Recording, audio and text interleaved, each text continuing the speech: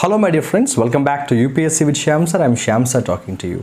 I hope you're all doing well. In this video, I'll be sharing a few points about fundamental rights. Guys, the best part of democracy is having rights. ఈ వరల్డ్లో చాలా కంట్రీస్లో democracy లేదు తెలుసా. కొన్ని కంట్రీస్లో fundamental rights లేవు, వాళ్ళకి ఉన్నా కూడా ఇంప్లిమెంటేషన్ అవ్వవు.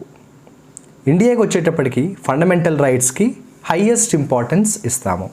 ఎందుకంటే every citizen has a few fundamental rights. మన ఇండియన్ పాలిటిక్స్ సంబంధించి బేసిక్గా ఫండమెంటల్ రైట్స్ అనేది మన కాన్స్టిట్యూషన్లో పార్ట్ 3లో డిస్కస్ చేస్తాము. జనరల్గా ఏమంటామంటే ఆర్టికల్స్ 12 నుంచి 35 దాకా ఫండమెంటల్ రైట్స్ అంటాము. Right to equality, right to freedom, right against exploitation, religious freedom, cultural educational rights, right against constitutional remedies, ఇలా we have different fundamental rights. ఒకరాజు చెప్పాలంటే మనకి బిగినింగ్లో 7 ఫండమెంటల్ రైట్స్ ఉండేవి. రైట్ టు ప్రాపర్టీ మీ అందరికీ తెలుసు.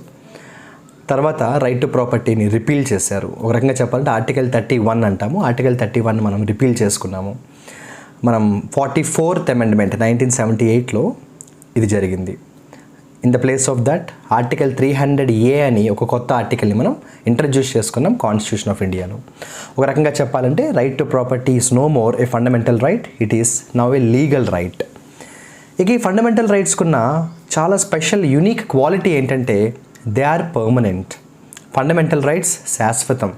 అట్ ద సేమ్ టైం కొన్ని ఎమర్జెన్సీ కండిషన్స్లో government can curtail a few fundamental rights. దానికోసమే మనం ఆర్టికల్ 33, 34 కూడా డిస్కస్ చేసుకుంటాము. అట్ ద సేమ్ టైం ఒకవేళ మనకున్న ఫండమెంటల్ రైట్స్ వైలేషన్ జరిగితే, అంటే మనకు ఉండాల్సిన ఫండమెంటల్ రైట్స్ మనకి దూరం అయితే అప్పుడు మనం సుప్రీంకోర్టుకి వెళ్ళచ్చు.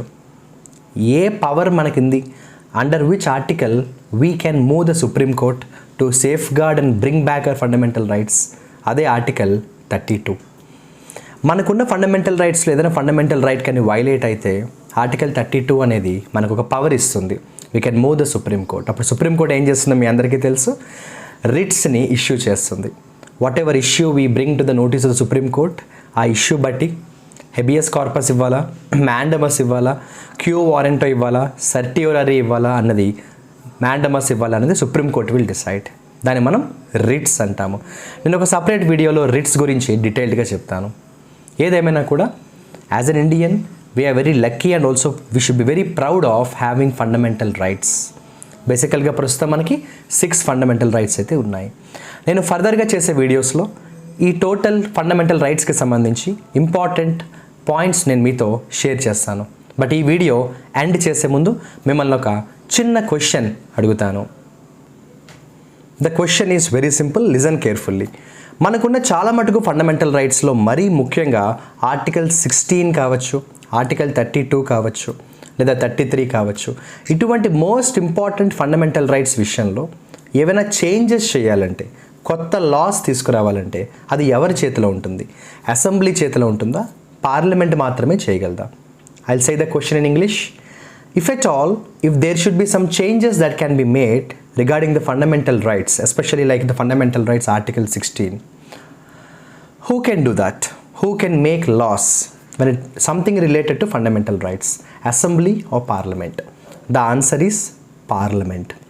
Parliament only is empowered to make the major changes, anything related to fundamental rights.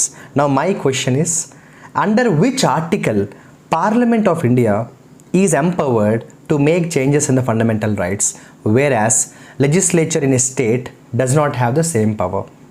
Under which article Parliament only is empowered to make changes in the fundamental rights? If you know the answer, comment your answer in the comment section. I'll be waiting for your answer. I'll see you in my next video. Good luck and all the best.